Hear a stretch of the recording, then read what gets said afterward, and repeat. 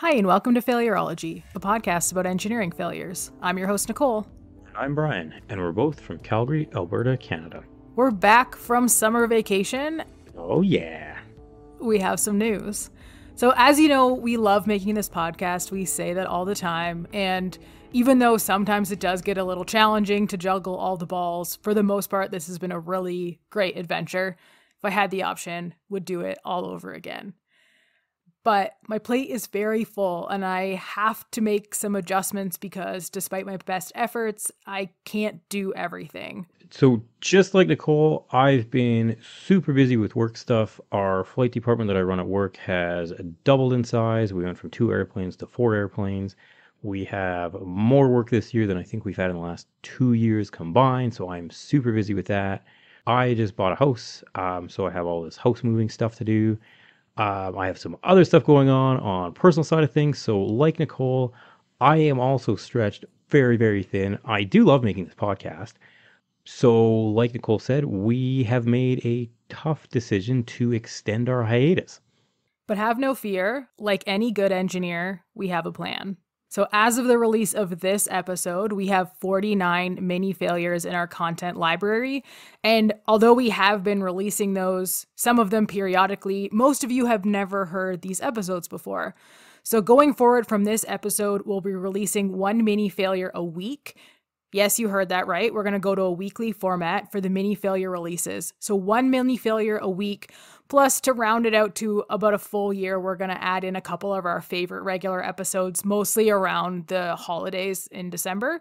And yeah, we're going to do that for the next year. So I guess we're going to extend our hiatus for a year while we release these mini failures and try to get the rest of our ducks in a row or keep all of our balls in the air, and we'll reassess in the spring and decide when, if, and how we come back. If you are a Patreon subscriber and this is brand new information, go back and listen to Mini Failure 49, where we get into the details of how this change will impact our Patreon page. And even though we're not going to be releasing new content, you can still email us at thefailurologypodcast@gmail.com. You can still follow us on LinkedIn or tweet us at Failurology. Our website will stay live, but we won't be updating the website pages with each episode like we have been with our regular episodes. And if you want to check out that site, it's failurology.ca. Also important to mention, if you are listening to this on YouTube, we will no longer be releasing episodes on that platform. So make sure to follow and subscribe to our show on one of the traditional apps. We will be over there. And just as a final parting thought, thank you to all of you for your support over the last 3 years.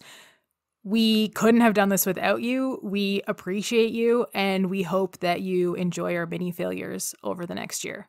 Just to circle back to when I started on this podcast, I'd originally planned to come on here for maybe 3 episodes, and I think I've done 50 episodes, 40 episodes at least with Nicole, and then a whole schwack of mini failures. I've stayed for way longer than I thought I would stay. I've had a ton of fun doing this podcast. I hope we reactivate our podcast a year from now, but again, we'll reassess at the time and make some plans then. And for what it's worth, once we know, you'll know. So we will come back with an update once we've figured out what we're going to do. Honestly, I need a little bit of time to just have less things on my plate and, get to be a regular human again.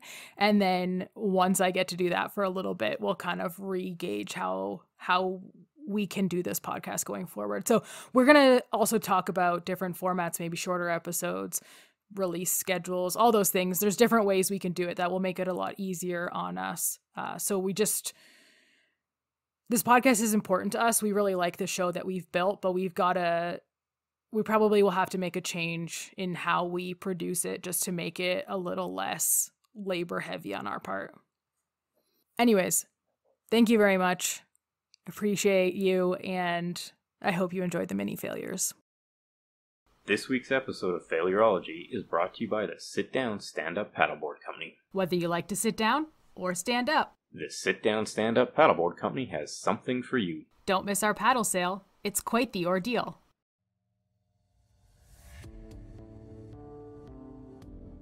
Now on to this week's engineering marvel/failure. we're going to talk about seismic design or earthquake engineering. So as you know, we had a bit of a scheduling kerfluffle for episode 80, and unfortunately we weren't able to record this earlier, so we've plopped it in episode 83. But it is somewhat of a marvel as well, because seismic engineering, well, it's come a long, long way. It's continuing to grow and get better and better over time. And it's the things that are done to protect buildings from collapsing during an earthquake. So it's really, really important. A lot of places have adapted seismic design into their codes and standards, and some places haven't. And we're going to talk a little bit about that as we go through this episode. So the overall goal of seismic design is to make structures like bridges or buildings more resistant to earthquakes. The main goal is for people to exit the building safely and for the building to not collapse and cause more damage. But beyond that, there's many levels to seismic design. So keeping the building standing and allowing people to exit safely and having it not completely collapse, that's kind of the bare minimum. But you can go as far as designing an earthquake-proof building that still functions after an earthquake. And many evacuation centers or hospital trauma centers are built this way. So they're essentially the highest level. They function through an earthquake and still function once the earthquake and the tremors have stopped. There's been a number of major earthquakes over the years. We're not going to talk about them all, but I do want to mention a few common ones that come to mind. One of them being the Turkey earthquakes that happened earlier this year. And those were two back-to-back quite large earthquakes that occurred in an area that doesn't have a lot of seismic designs and standards incorporated into their buildings. So that was an especially devastating earthquake for that area. There was also the 2011 Christchurch earthquake in New Zealand. And then about 2 weeks later, there was the Tohoku earthquake off the coast of Japan that caused a huge tsunami. And that's the one that took out Fukushima Daiichi, which is the nuclear reactor off the coast of Japan. And then, of course, there's the 2004 Indian Ocean earthquake, which caused the Boxing Day tsunami off the coast of Indonesia. And the 1989 Loma Prieta earthquake in California, which we've talked about on a few previous episodes. I think mostly the mini failures, so you'll hear those kind of, I guess, in the coming weeks. Which brings me to my next point and a bit of an agenda for this episode. So we're going to talk about how earthquakes are measured and detected, how earthquake engineering has evolved over the years, and then we're also going to talk about the impact of earthquakes with respect to the generation of tsunamis, because that is fascinating. If you think earthquakes are interesting, the tsunamis that they create are just as, if not more, interesting. I find these fascinating. I'm definitely drawn to the science of tsunamis just as much, if not more, as earthquakes. So before we can dive into the science part of earthquakes, tsunamis, and the engineering to protect us from them, let's talk a little bit about what earthquakes are and how we know that they are coming. An earthquake is the shaking of the surface of the earth caused by a sudden release of energy in the Earth's lithosphere, which is the outermost rocky shell of the Earth's crust. So there's probably a better, more sciencey way to describe it. I've never taken a geography course, an official geography course, or geology course, but for the purpose of this podcast, rocky shell will do. I'm not a dirt person. I've told people where to move dirt and how to move it. Nicole's not a dirt person, so we're going with a rocky shell on this one. So the outer layer of the Earth's crust. The shaking of the Earth causes seismic waves that vary in frequency, type, and size. A big earthquake in a deserted area will likely have less impact than a smaller earthquake in a highly populated area that has not adopted seismic design regulations. So the lithosphere, which we talked about before, the rocky shell, it is made up of tectonic plates that are continually moving and shifting, and for the most part, as the plates shift, they slide past each other smoothly, but if there are any irregularities, the plates enter what's called stick-slip behavior. So essentially, the energy to move the stuck plates builds up until it overcomes the sticking and the plates jerk forward past that irregularity. It's kind of like when you go down a water slide and everything's really smooth, and then when you run into a spot on the slide that's not very wet and you stick, and then all of a sudden you let go and you go flying down the slide. It's kind of like that, but not really. I'm sure you can all kind of visualize what we're talking about or have some awareness of what it is. We just can't think of a good practical example for what this would be. Ooh, or maybe it's like, when you're fighting with your sibling and they're holding onto your hand and you're pulling your hand towards you and they won't let go, and then all of a sudden they let go and you slap yourself in the face. Kind of like that. You've built up all this energy in your hand that they're holding back, and then all of a sudden they release it by letting go of your hand, and then you smack yourself in the face. Yes, I do this with the dog all the time. I think it's hilarious. He doesn't think it's that funny, but he gets his rope or whatever he was chewing on.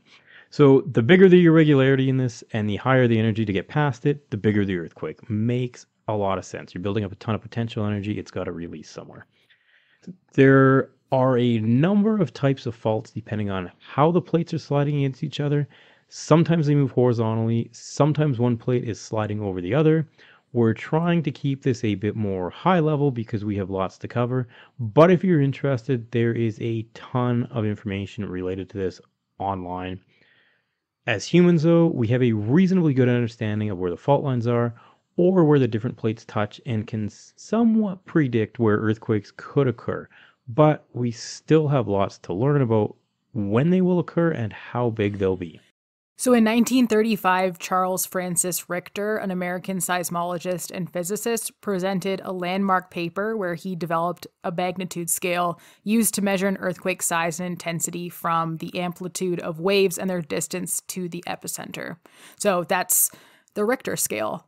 And that was used for several years and is still referred to this day as a way to measure earthquakes. But the actual measurement has evolved into what's now considered surface wave magnitude, although I think us common folks still call it the Richter scale. It's all the same to me. It's big. I didn't like it. That's enough of a scale for me. But this evolved into the surface wave magnitude in the 1950s to measure remote events and improve accuracy for future events. And then again in the 1970s, the moment magnitude scale was developed to measure the amplitude of the shock as well as the total rupture area, average slip of the fault, and the rigidity of the rocks.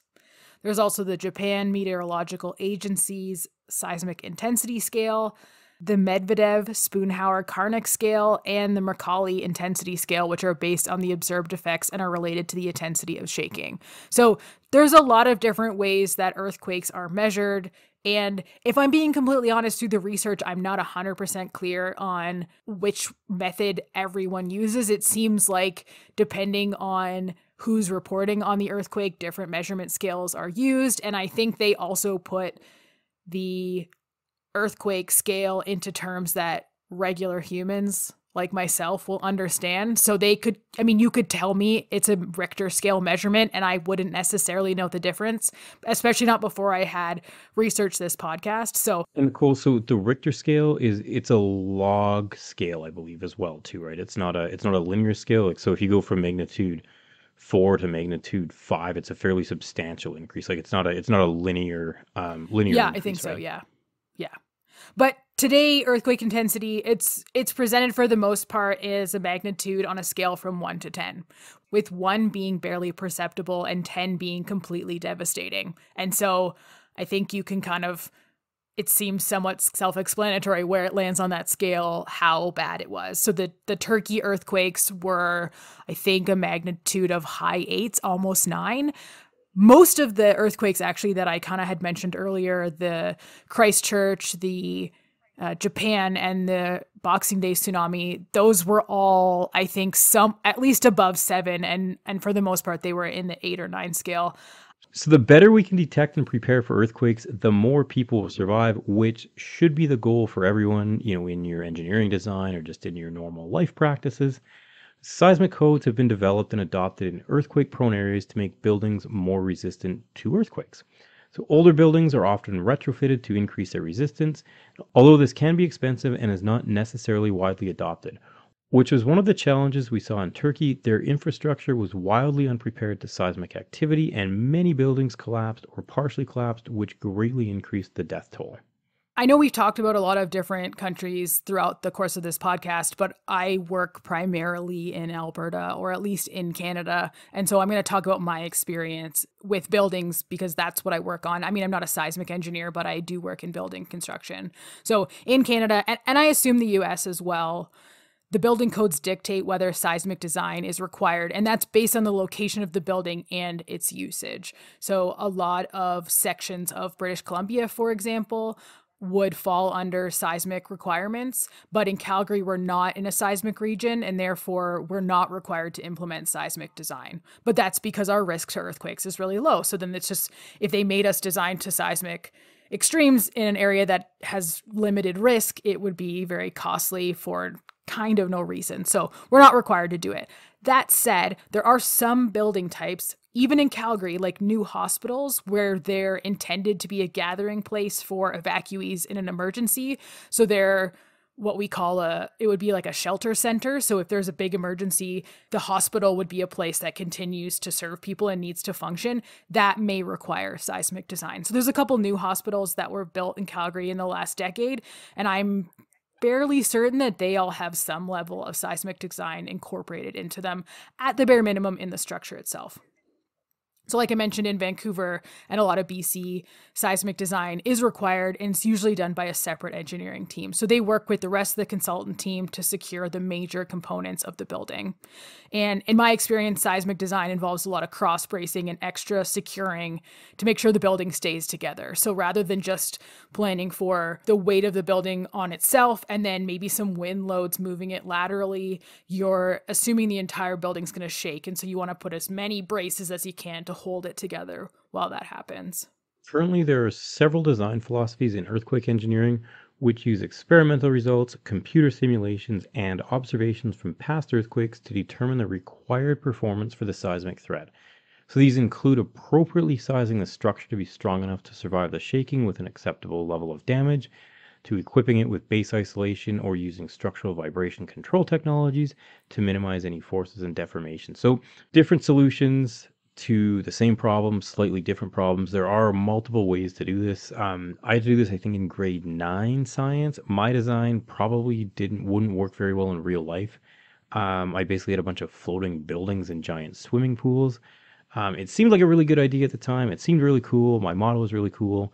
But I think in the reality of things, if the earth is shaking, your water is going to splash everywhere, and it would probably cause some other structural failures. So my approach, probably not the best approach out there, but I was also in grade 9. Yeah, I volunteered with the Apega Science Olympics this year, and the group that I was in, which was the oldest division, they also had to build an earthquake-proof structure, but it was a surprise challenge, so they only had, I think, 30 minutes or maybe an hour to learn about what the challenge was and then build their entire structure and test it. So it was a very short project, and it was very challenging. I don't know if I would have been successful myself, because I was looking, I was thinking a lot about how I would have done things.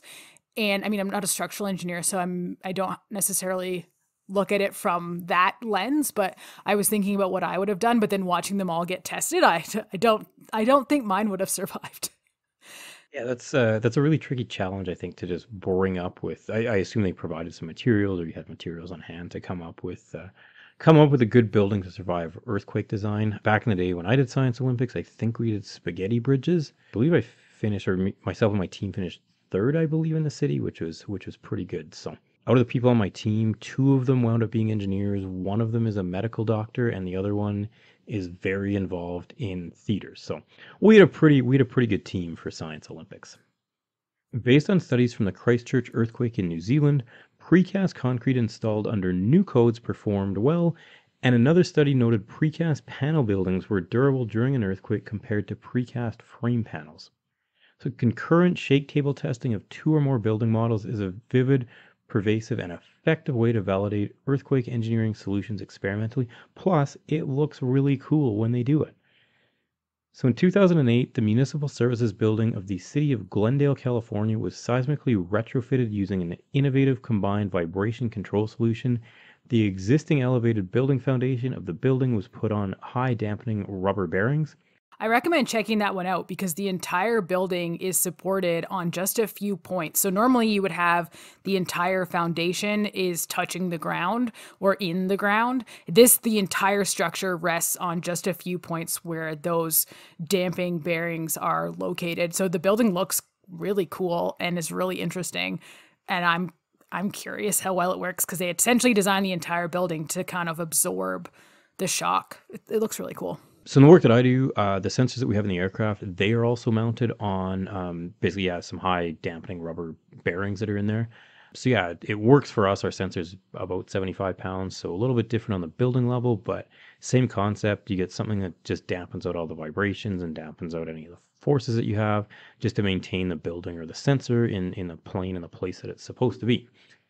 On to some other buildings, though. The Ritz-Carlton JW Marriott Hotel building, a part of the LA Live development in Los Angeles, California, is the first building in Los Angeles that uses an advanced steel plate shear wall system to resist the lateral loads of strong earthquakes and winds. Third building that we're going to talk about, the Kashiwazaki Kiriwa Nuclear Power Plant, the largest nuclear generating station in the world by net electrical power rating. It happened to be near the epicenter of the strongest magnitude 6.6 July 2007 Shetsu offshore earthquake in Japan. This initiated an extended shutdown for structural inspection, which indicated that a greater earthquake proofing was needed before operation could be resumed. On May 9th, 2009, one unit, which was Unit 7, was restarted after the seismic upgrades. The test itself had to continue for 50 days. The plant had been completely shut down for almost 22 months following the earthquake. So the Superframe earthquake-proof structure is a proposed system composed of core walls, hat beams incorporated into the top level, outer columns, and viscous dampers vertically installed between the tips of the hat beams and the outer columns. This sounds pretty complex. I hope it works. It sounds like it works a little bit better than how they design buildings in Turkey. Hoping it works. So during an earthquake, the hat beams and outer columns act as outriggers and reduce the overturning moment in the core, and the installed dampers also reduce the moment and the lateral deflection of the structure. So this innovative system can eliminate inner beams and inner columns on each floor and thereby provide buildings with column-free floor space even in highly seismic regions. That sounds super cool. It also sounds super expensive. I think that the World Trade Centers that collapsed on September 11th in New York City had a somewhat similar design, which is where the majority of the structural elements were located on the outside of the building, which allowed them to have much more open and more leasable space on every floor.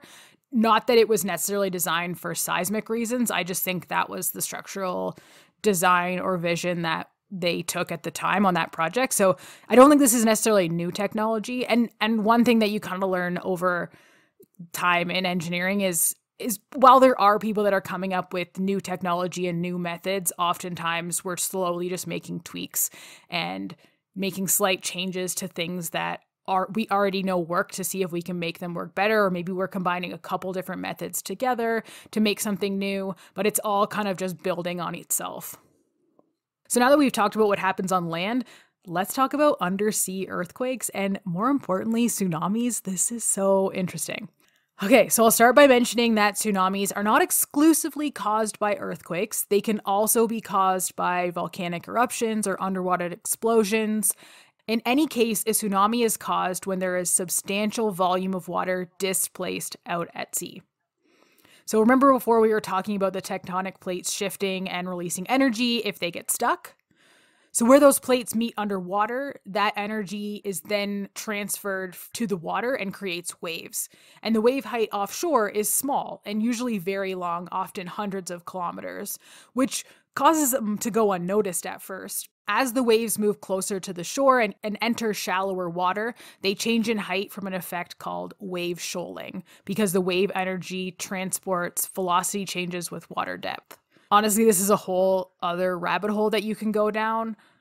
There's a lot of information on wave shoaling online that I did not necessarily have time to get into, but it looked really, really interesting. So if you want to check that out, but essentially as the water gets shallower, the waves start to get taller.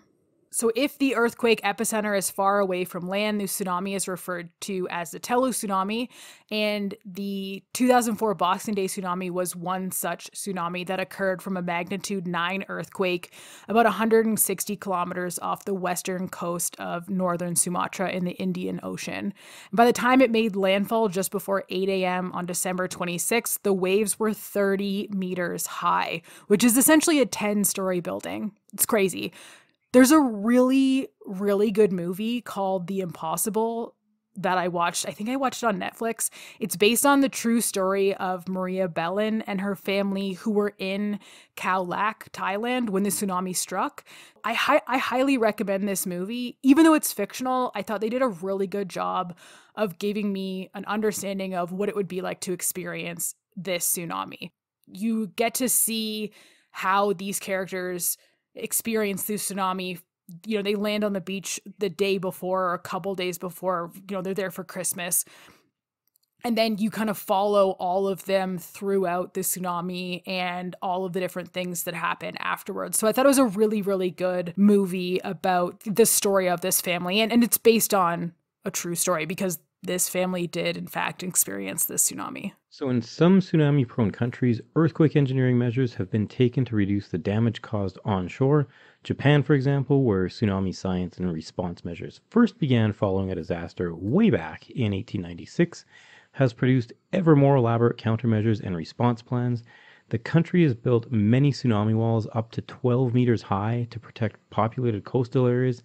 Other localities, they have built floodgates up to 15.5 meters high and channels to redirect the water from an incoming tsunami.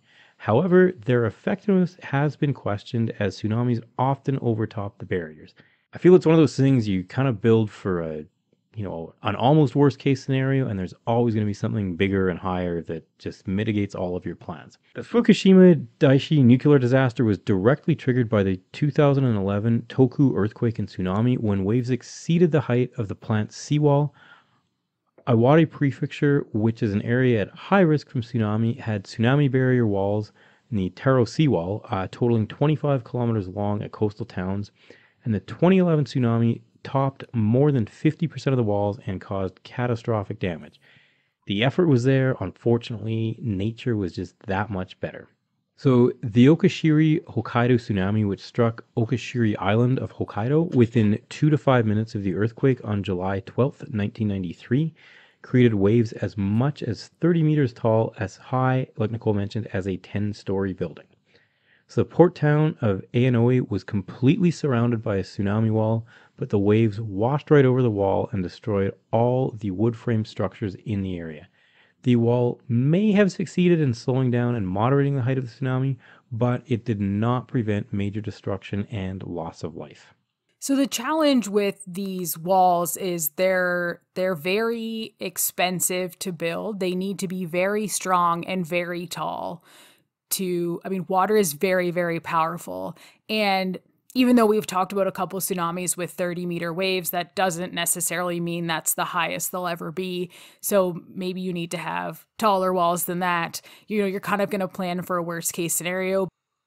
So eliminating all risk is very, very expensive. We've talked about that before. It's almost impossible to eliminate all risk and stay within budget, on schedule, and still have something that works the rest of the time, because these tsunamis do not happen every day or every year. They're a worst case scenario that you're trying to plan for and mitigate. So sure, you build a 10-story tall seawall, but then you have to live with that seawall for forever. It's there all the time, every day, and now you've lost your view or your access to the sea. And so well, in some scenarios where tsunamis are more common, that may be worth it. In other areas, maybe not. And that's something that everyone kind of has to decide for themselves, which risks to mitigate and how to do so. So it's not as simple as just put walls everywhere. That doesn't really work. There needs to be a more thoughtful and compromised approach to protect these areas from tsunamis. Yeah, and tsunamis I feel are really difficult to deal with because again, all the energy is, generated, from an earthquake, it's transferred to the water, to the ocean, and the tsunamis can travel for hundreds, thousands of kilometers before they make landfall. And when they do, all of that energy that's in the water now suddenly impacts the land, with a ton of force, a ton of magnitude, and it's very, very destructive. So it's very hard to, I feel, design a system that dissipates that energy of the water in an effective way. So there you have it, earthquake engineering and how we're designing the built environment to protect us from seismic activity. For photos, sources, and an episode summary from this week's episode, head to failurology.ca. If you're enjoying what you're hearing, please rate, review, and subscribe to Failurology so more people can find us. If you want to chat with us, our Twitter handle is @Failurology. I guess it's called X now, which is the thing. I'm still going to call it Twitter. You can email us at thefailurologypodcast@gmail.com. You can connect with us on LinkedIn. Check out the show notes for links to all of these. Thanks everyone for listening, and tune into the next episode for Mini Failure 1, which is about Lake Pinier, which drained into a salt mine in a matter of minutes. Bye everyone. Talk soon.